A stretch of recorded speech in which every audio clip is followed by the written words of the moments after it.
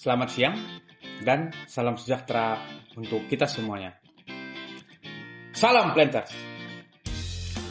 Perkenalkan, nama saya Istana Sembiring. Saya berasal dari PT Penpat Regional 2 Unit Sawit Langkat. Dan saat ini saya bertugas sebagai Asisten Quality Assurance Teknik dan Pengolahan PKS Sawit Langkat. Dan di video ini saya ingin berbagi atau sharing kepada rekan-rekan planters semuanya tentang manajemen pengolahan pabrik kelapa sawit. Mari kita saksikan sama-sama. Let's go!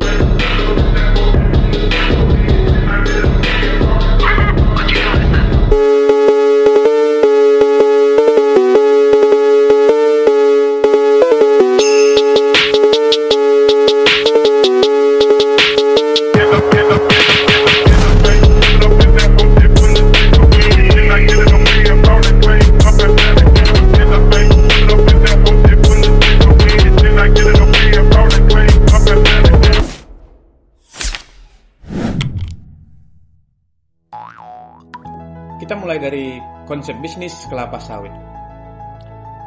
Konsep bisnis kelapa sawit yang pertama adalah bagaimana kita mengoptimalkan potensi produksi minyak sawit, dan ini dilakukan di kebun atau on farm. Yang perlu menjadi perhatian adalah bagaimana kita menjalankan kultur teknis tanaman sesuai dengan yang seharusnya, mulai dari persiapan lahan untuk penanaman kelapa sawit, pemupukan, TBM, PM, pemeliharaan, dan proses panen. Nah, dan selanjutnya adalah proses angkut. Bagaimana kita mengangkut produksi yang sudah dipanen sampai ke PKS pada hari itu juga. Yang perlu kita perhatikan adalah bagaimana kita menjalankan proses manajemen pengangkutan. Selanjutnya adalah infrastruktur jalan yang tidak kalah penting yang harus kita perhatikan. Bagaimana kita mengatur distribusi dan jam tiba di PKS. Nah, dan yang selanjutnya adalah proses pemisahan dan pengutipan di pabrik kelapa sawit. Di sini kita memisahkan minyak dan inti sawit. Selanjutnya, melakukan pengutipan minyak dan inti sawit yang telah kita pisahkan pada proses pengolahan di pabrik kelapa sawit. Tolak ukur kinerja pabrik kelapa sawit adalah yang pertama, kapasitas pabrik maksimal. Yang kedua, mutu produk sesuai dengan norma. Yang ketiga, losis serendah mungkin. Yang keempat, rendemen setinggi mungkin, dan yang terakhir adalah harga pokok serendah-rendahnya.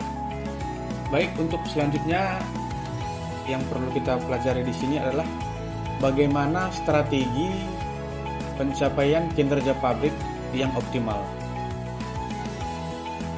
Kita jelaskan mulai dari yang pertama, yaitu adalah mutu bahan baku.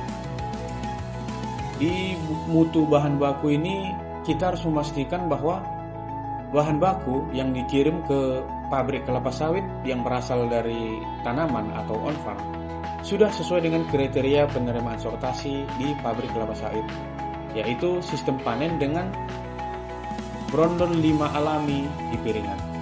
Dan yang selanjutnya adalah presentasi brondolan yang optimal, yaitu minimal 5%.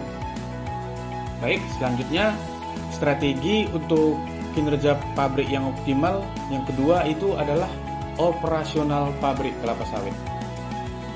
Bagaimana kita menciptakan kehandalan pabrik dan peningkatan utilitas pabrik itu sendiri.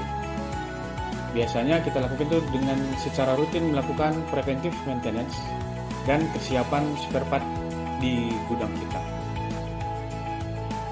Dan yang kedua mungkin yang bisa kita lakukan untuk operasional PKS yang optimal itu adalah pengelolaan sumber daya manusia. Untuk strategi selanjutnya di manajemen proses, yaitu di sini yang paling penting adalah bagaimana kita melakukan kontrol dan pengendalian agar bahan baku yang kita olah itu sesuai dengan SOP yang sudah ditetapkan oleh perusahaan. Baik, untuk selanjutnya itu di sasaran PKS. Dan selanjutnya adalah untuk strategi kita bagaimana mencapai kinerja yang optimal, itu adalah menekan losis. Selain menekan losis minyak dan inti sawit, selanjutnya yang perlu kita perhatikan adalah kualitas produk. Terkait dengan kualitas produk ini adalah bagaimana kita menciptakan produk CPO maupun inti sawit sesuai dengan keinginan dari pelanggan atau buyer kita.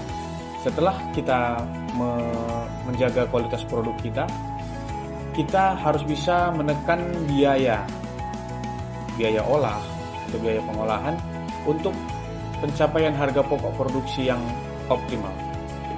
Dan yang selanjutnya adalah utilitas pabrik.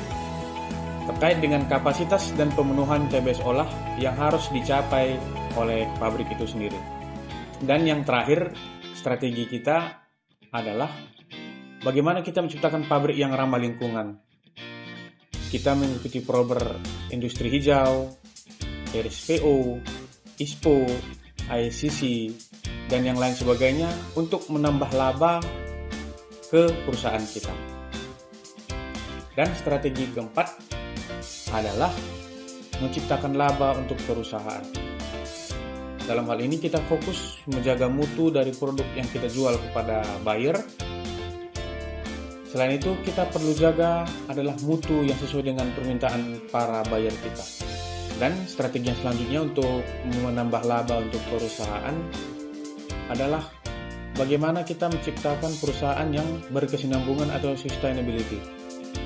Ini yang saya sampaikan sebelumnya, bahwa dengan kita melakukan proper industri hijau, RSPO, sistem jaminan halal, inilah yang akan menjamin bahwa perkebunan itu bisa sustain dan diterima oleh pelanggan kita. Nah, demikian yang bisa saya sampaikan terkait manajemen pengolahan pabrik kelapa sawit. Semoga yang saya sampaikan tadi dapat bermanfaat untuk rekan-rekan semuanya, rekan-rekan planters semuanya, mulai dari Sabang sampai Merauke. Akhir kata, saya ucapkan terima kasih dan salam sejahtera untuk kita semuanya. Salam planters. Terima kasih.